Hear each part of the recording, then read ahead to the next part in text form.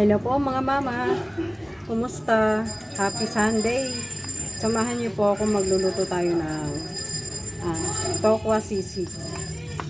Gisa-gisa muna tayo.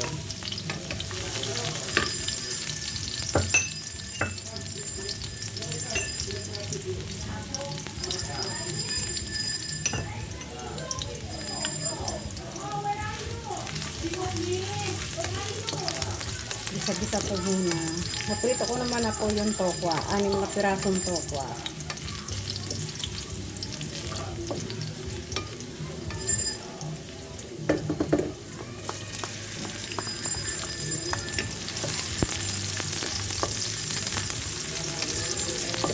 Naka-ready na po na yung ating tokwa.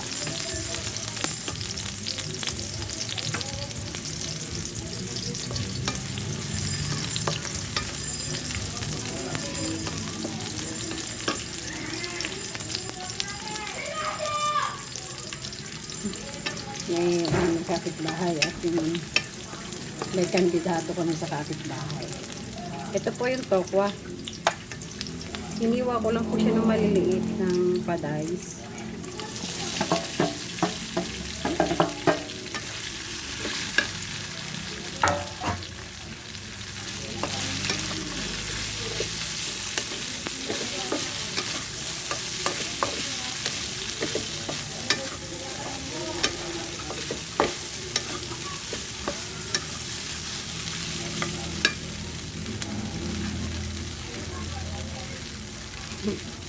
Ayan po muna natin siya.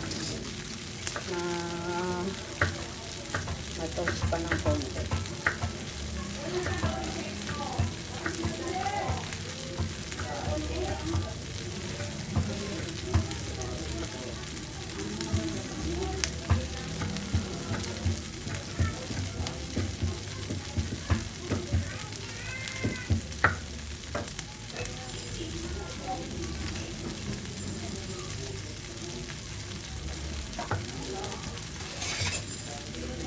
Teaspoon po ng paminta. Ayan.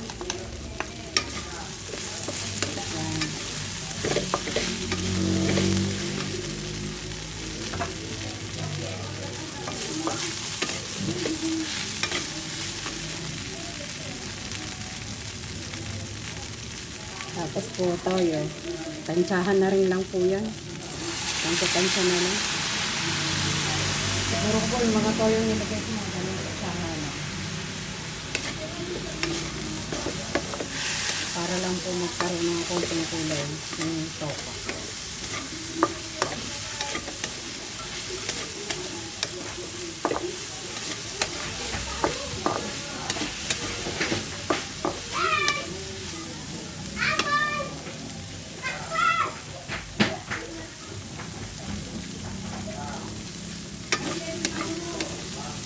Try nyo rin po yung magluto ng ganitong ulam. Mura lang po ito.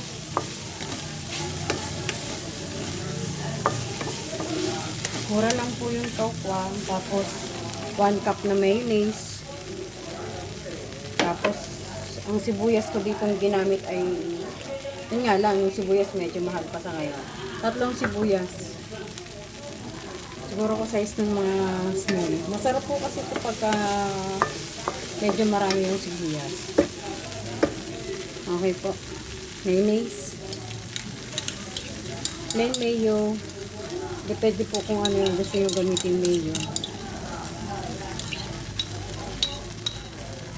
Kahit naman po anong brand, pwede. Nasa inyo po yan.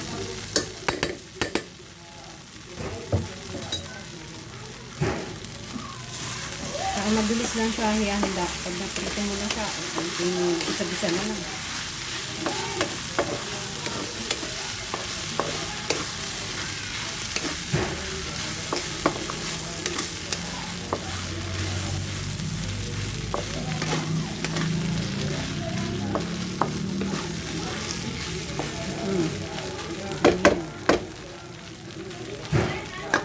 Lagay tayo ng konting asin. Konti lang. Baka umalat. Kasi mayroon na siyang toyo. Magdadagdag lang ako ng konting asin.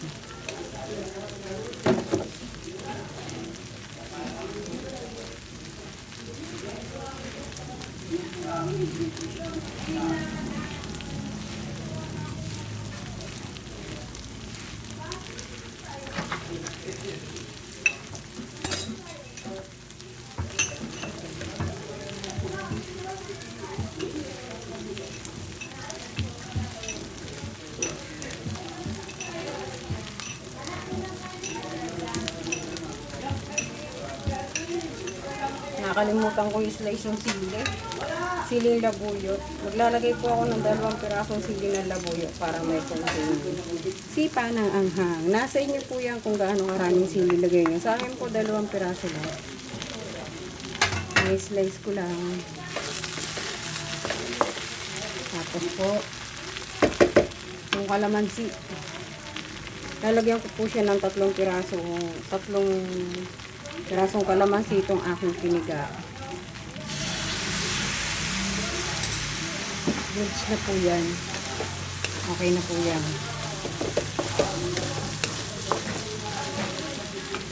Tapos yung siling green. Isang siling green po. Para lang po magkaroon ng kulay. Hindi naman po yan maanghang.